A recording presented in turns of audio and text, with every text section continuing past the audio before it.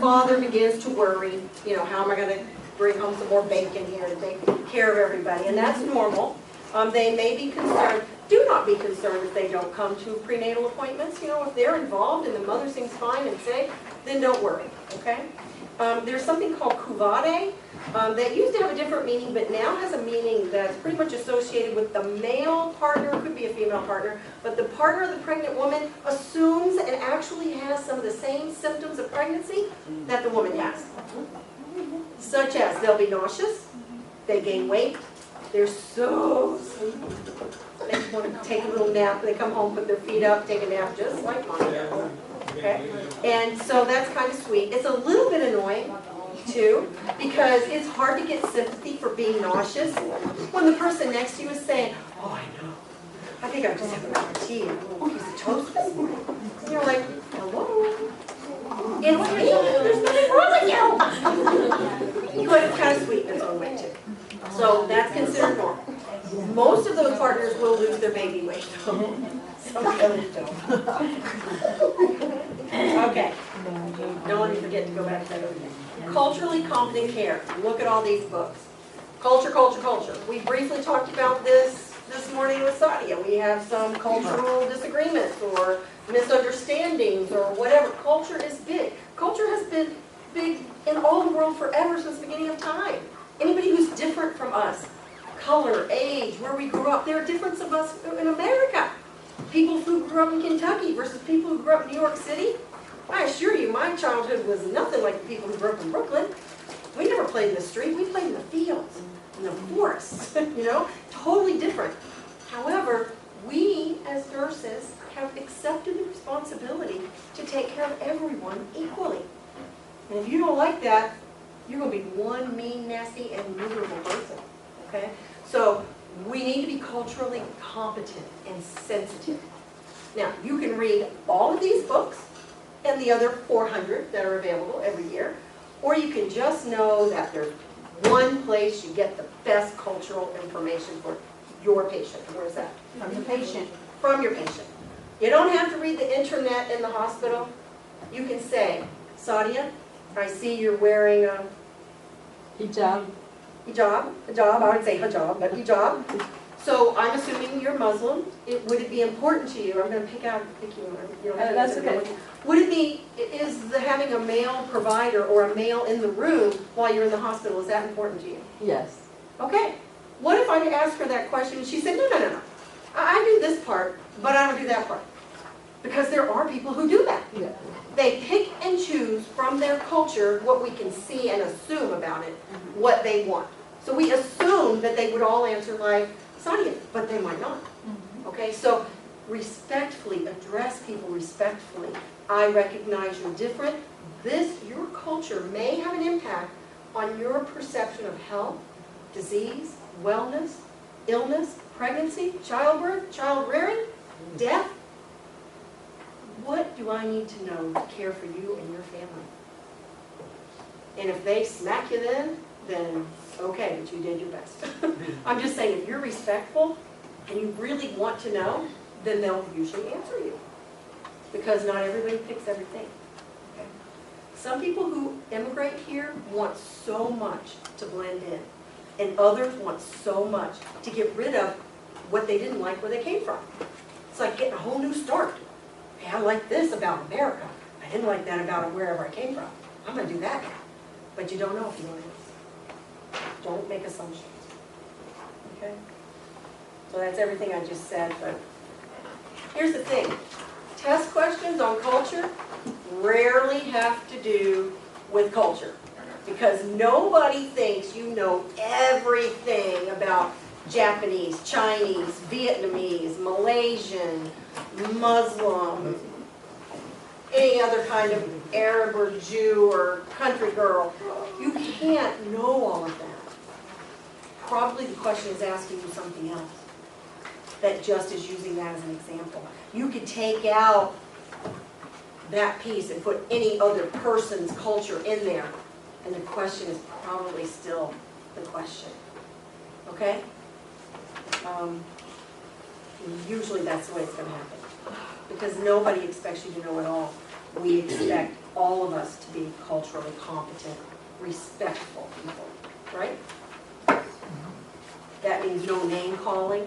Now, when I say that, one of these things in here I think I put somewhere is, you know, how to explain things to people. Sometimes you might have someone whose first language is not English, and the words that they have learned are slang. So they may use caca. They may not use bowel movement, poop, stool, whatever, but they know caca. So I usually say start up here and work your way down. So don't assume they don't know anything, but if they're like, you know, you can always point or whatever and say, you know, and then just keep kind of going down the road of words that you've heard that you know. But we want to kind of start on the high ground before you move down. Okay? These are in your notes. I think you can read them. I don't have anything other to say about them from that. Hold on. I think they are. Yeah. Okay. So this last slide has to do with education and when do we educate? Here's the thing about education in pregnancy.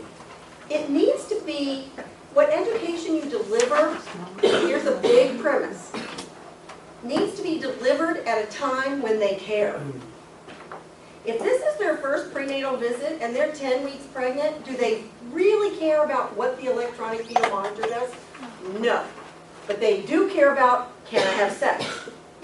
Can I take my vitamins? Can I drink alcohol? Can I go for walks? By the way, I'm a long distance runner. I run 45 miles a week. Is that okay?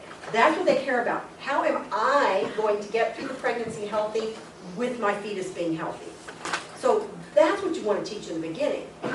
Later on, you want to teach about labor and birthing. You might want to teach about, as they get near the end, newborn care. Don't teach anybody how to change a diaper, burp a baby, or use the bulb syringe when they're 20 weeks pregnant, because they don't care. They're not ready. They haven't even seen themselves with a baby coming out yet. That comes later when all of a sudden they're like, oh, it's got to get out. It's coming out. I'm going to be a mother now. And then you can kind of get a hold of them and talk to them about the process of labor and birthing and taking care of their baby in more detail. In fact, childbirth classes don't even let you usually sign up till you're 28 weeks.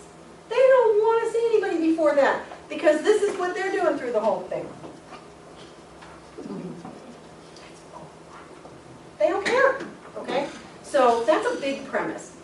So classes, of course, we can teach them about breastfeeding and parenting. One reason we do the community project, even still after all these years, and other schools do it too, is so the primary reason is so that you can see the role of the nurse outside of a hospital. Because that's all we ever see as associate degree nurses. And there is so much nurse outside of the hospital. And our patient is the community. And our patient, it gets bigger. And you'll get that when you get into your bachelor's program, which you all will do. So we like to get you out there. And some students have been inspired. They're like, I never want to see a vaginal birth again in my life. And I'm never going to work at OB. But I can see myself being a diabetes educator. I could be a certified diabetes educator and work in a hospital, a clinic, or a physician's office. Because I see I can be an educator. I want to teach people. I want to see the light go on. I want to help people, guide them, empower them. So it's a way for you to see what does a nurse do outside. It's not just about the material that they're presenting, but you know, what concepts of teaching and learning are they using, and the role of the nurse, which is so ginormously, amazingly huge. A doula. Who knows what a doula is? It's a woman slave. It's a slave for the woman. This is usually a lay person. Doesn't have to be a lay person, but they do lay things. The doula does not adjust the pit as they're being induced. They don't do the vag exams. They're not doing any of that. They're doing things to comfort the woman. Massaging her, repositioning her, keeping her membranes moist, you know, helping her to go to the bathroom in whatever way that is, if she can still get up out of bed. Music, all the aromatherapy, you know, everything that she wants for distraction, breathing with her, comforting the woman. You can pay for this.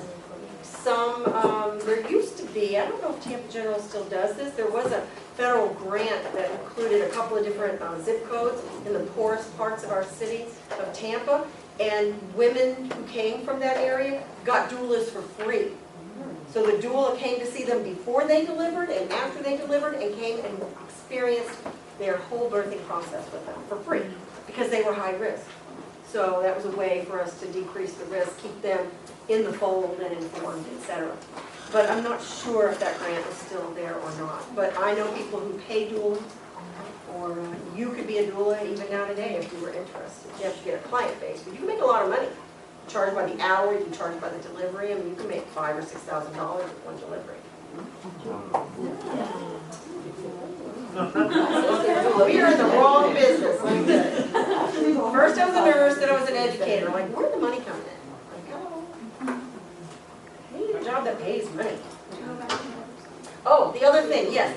I'm going to email to you a little scenario with discomforts in pregnancy. And I want you to bullet what you do. Do not write paragraphs.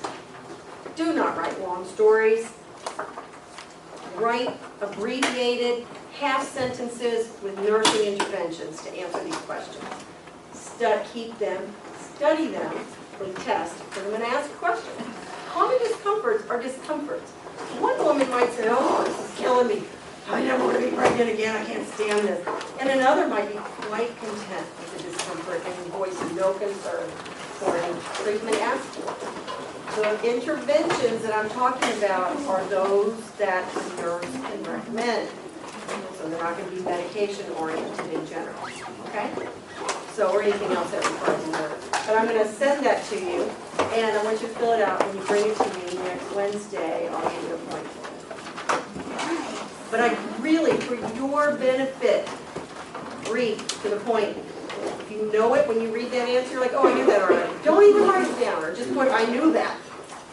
When I look at it, I'll be, okay, they knew that. Because I don't want you to clog your brain with things you already knew. If you know it, just write, I already knew the answer to that. Did Miss Davis do that?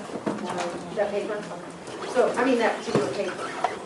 So I want you to use this. This will help you study those, because I'll probably put 2 to 4 questions on the test about common discomforts and nursing interventions, which will be teaching of some kind, right? Some kind of teaching, probably. Because we're probably not going to go over to her house and elevate her feet or massage her legs, right? Whatever. So did you want So us I'll give it to you electronically, and then you can play with it. I can print it for you if you'd rather, but probably you'd rather have it. It's only like 2 or 3 pages at the moment. So And that includes front and back, 2 or 3 photos. do you want us to answer the questions and email it back to you?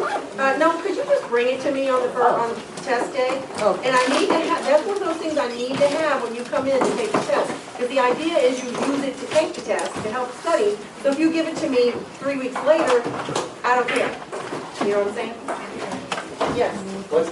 Are you able to tell us the breakdown of your exams? I can. I haven't done it yet, but when I do it, I will. Or is it... I'm kind of throwing it out now, but the most of the questions are going to come from the chapter we did today. So multiple choice though? Oh, multiple choice. Or like, what do you, Select all. how do you do your Select all at a time. multiple choice? Like, No, like fill Answer in the what blank you do. is, fill in the blank on the NCLEX is really just for math questions. They do have math questions that have multiple guess, but they also have those that are blank. So you have to calculate and fill in the blank. But there are no fill as far as so I just last. Scantron, like multiple choice. Scantron. Your exam. Yeah, sometimes I put pictures and I want you to tell me about the picture. Okay. Sometimes I do that. Sometimes I do ordering things, you know, put these things in order, or I do the same alternate question style that NCLEX does. Okay. And they use pictures, they use ordering. Ordering is big now. Apparently, they really like ordering questions. I'm not saying I'm going to give you one, but that's pretty big.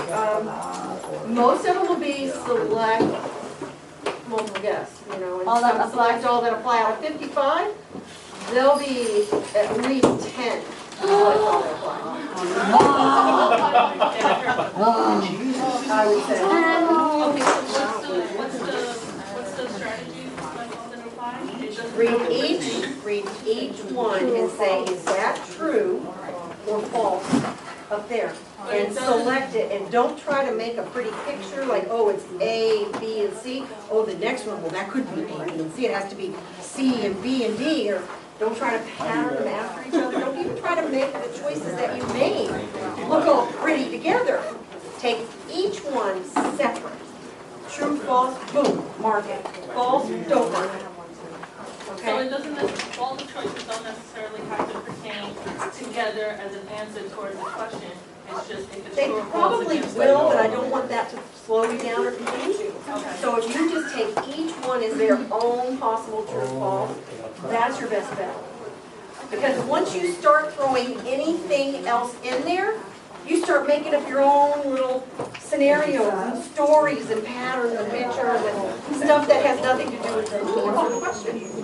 So that's the easiest thing. Just, is it correct or not? Or false for that one. Your boss.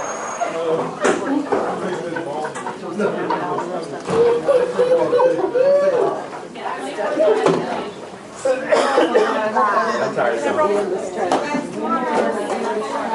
Select all that's right. 7:45, right? 7:45, be here. We'll be in the room here. How many questions on the math test? 10 questions on the math test. And if you know 10. from the word. Just like the, You should be fine. Remember, it's not for a grade anyway, so don't have a total meltdown. just like the man.